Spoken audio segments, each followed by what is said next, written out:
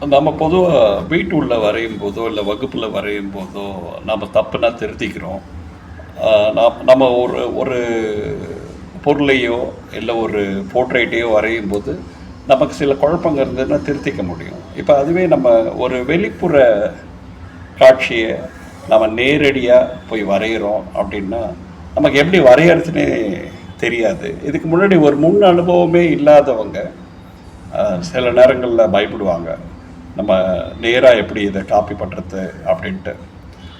அவங்களுக்கெல்லாம் நான் ஒரு ஈஸியான ஒரு டிப்ஸ் சொல்லணும் அப்படின்னா, நீங்கள் போன உடனே நீங்கள் முதல்ல முடிவு பண்ணுங்க, நம்ம இதை சதுரமாக வரைய போகிறோமா, இல்லை செவ்வகமாக வரைய போகிறோமா, இல்லை நீள் செவ்வகமாக வரைய போகிறோமா, இல்லை வட்டமாக வரைய போகிறோமா அப்படின்றத முதல்ல முடிவு பண்ணிக்கோங்க.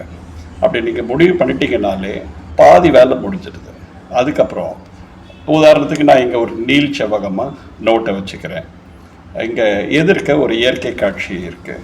இயற்கை காட்சியே எனக்கு இது வரைக்கும் வரைஞ்ச அனுபவமே இல்லை அப்படின்னாலும் ஒன்றும் பயப்படவே விடாதீங்க. நீங்கள் முதல்ல எப்படி ஒரு கோடு போட்டுக்கோங்க. இப்போ உதாரணத்துக்கு இது வானம்னு வச்சுப்போம், இது நிலம்னு வச்சுப்போம்.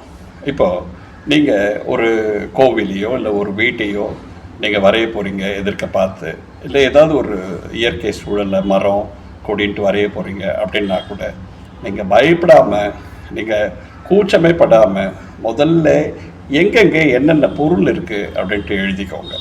இப்போ உதாரணத்துக்கு நான் இங்கே ஒரு கோவில் இருக்குது, இங்கே ஒரு வீடு இருக்குது, இங்கே ஒரு மரம் இருக்குது, இங்கே ஒரு வானம் இருக்குது, இங்கே ஒரு தரை இருக்குது, இங்கே ஒரு புல் தரை இருக்குது, இங்கே ஒரு நீர்நிலை இருக்குது.